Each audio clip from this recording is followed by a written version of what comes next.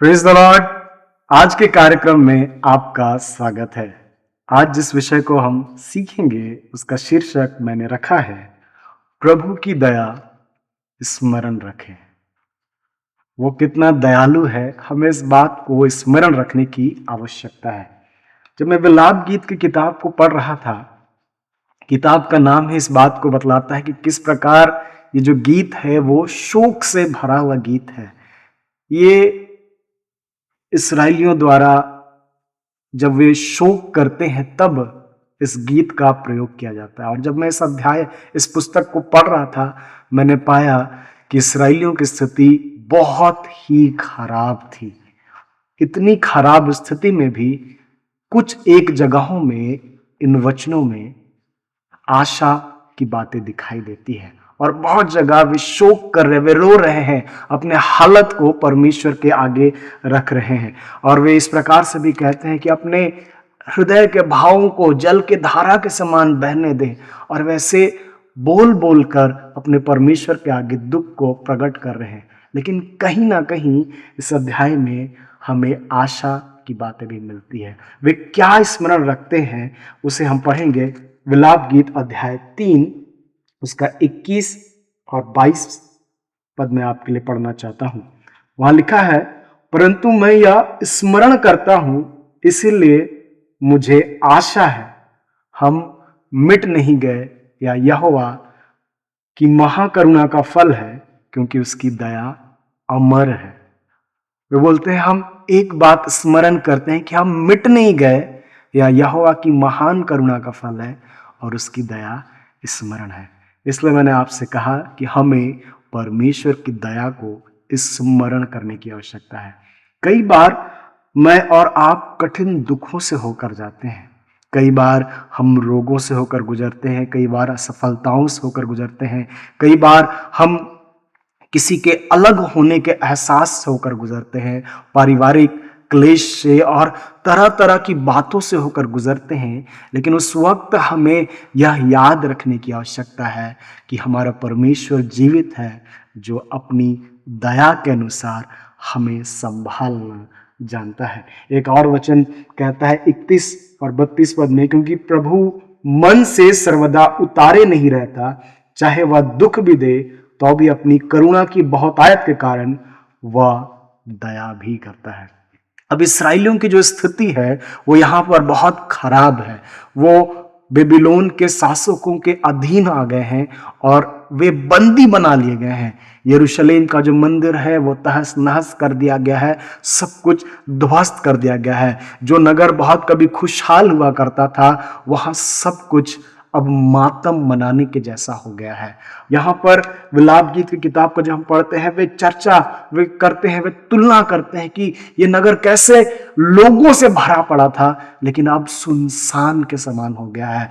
यहाँ कितने खाने पीने की बातें उपलब्ध थी, कितने मसाले उपलब्ध थे, लेकिन अब सब कुछ अधीनता में चला गया है। सारे सोने के पात्र, सब कुछ नबूकदनेस्सर आता है, लूट कर अपने जगह पर लेकर चला जाता है और इसराइलियों को, लोगों को, सबको बंदी बनाकर ले जाता है। उनके जमीन चले जाते हैं और उन पर जबरन दबाव बनाया जाता है, और जो कुछ उस समय वे शासक चाहते थे वैसा दबाव इन पर बनाते हैं। और विलाप गीत का लेखक कहता है, यह सब बुरा हालत है और यह हमारे ही कर्मों की वजह से, हमने पाप किया और यही दंड हमें भोगने को मिल रहा है। परमेश्वर ने हमारे शत्रुओं को छोड़ दिया है खुले हाथ कि वे हमें सताए।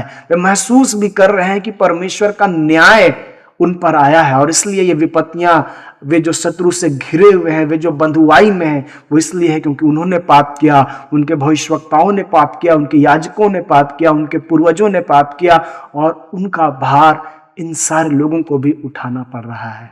और वे अपनी खराब हालत में एक बात कह रहे हैं कि हमें स्मरण है, इसलिए आशा है। जब हम याद रखते हैं कि परमेश्वर दयालु है, तब हमें हमारे अंदर आशा का संचार होता है कि परमेश्वर कोई ना कोई मार्ग निकालेगा और हमें यहां से बाहर निकालेगा। अब इस्राएली एक बड़े लंबे समय तक बंधुआई में रहे, लेकिन किस रीति वो ठहरे रहे। उस समय में भी उनके पास आशा की क्या बात थी? वह यह बात थी कि परमेश्वर दयालु है और फिर से हमारी स्थिति को बहाल करेगा। जो कुछ टूट गया है वह उसे फिर से संवार देगा। जो नगरी ध्वस्त हो गई है, जो सुनसान पड़ी, उसे फिर से वो गुलजार कर देगा। और बाइबल हमें आगे की पुस्तकों में यही बात कहती है कि वो सब कुछ जो उनका खो गया था परमेश्वर ने फिर से स्थापित किया।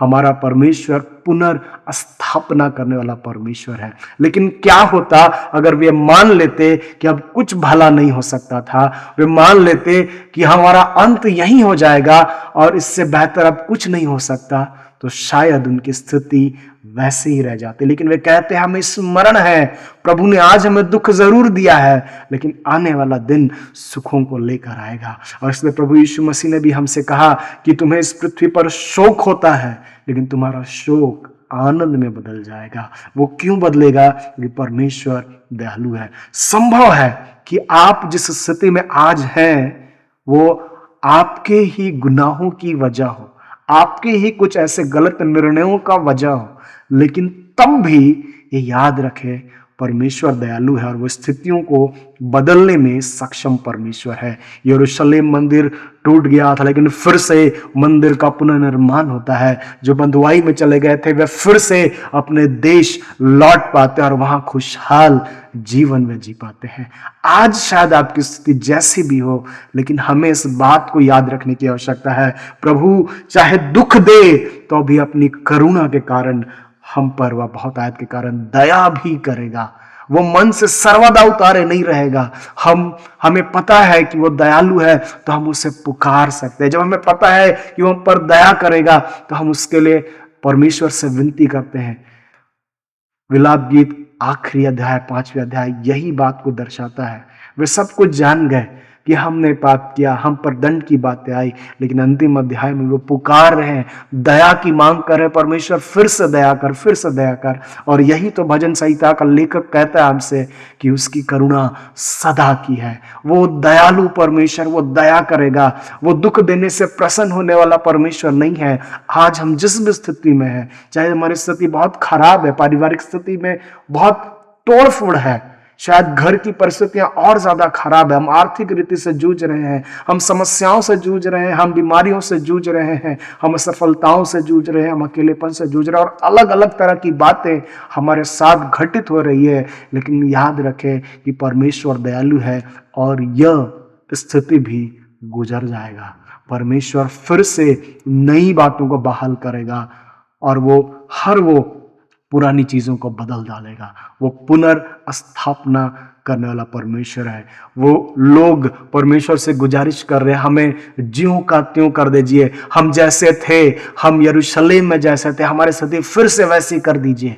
और परमेश्वर ऐसा करते हैं। जब हम आगे की पुस्तकों को पढ़ते हैं हम जानते हैं परमेश्वर ने उनके जीवन में पुनर्स्थापना की। ठीक इसी प्रकार वह हमारे जीवन में भी करेगा। बस हमें याद रखने की आवश्यकता है। इस कठिन घड़ी में, इस कठिन घड़ी को गुजारने के लिए भी हमें यह स्मरण रखने की आवश्यकता है, परमेश्वर दयालु है। आज हमें दुख आया जरूर है लेकिन वह अपनी करुणा भेजेगा, हम पर अपार दया करेगा। उसने हमें मन से कभी नहीं उतारा है, वो हमें भूल नहीं गया है, उसको याद है, उसने हमारी रचना की है और वह हमें कभी नहीं छोड़ेगा क्योंकि वह दयालु परमेश्वर है। प्रभु हम सबको बहुत आयत की आशीष दे।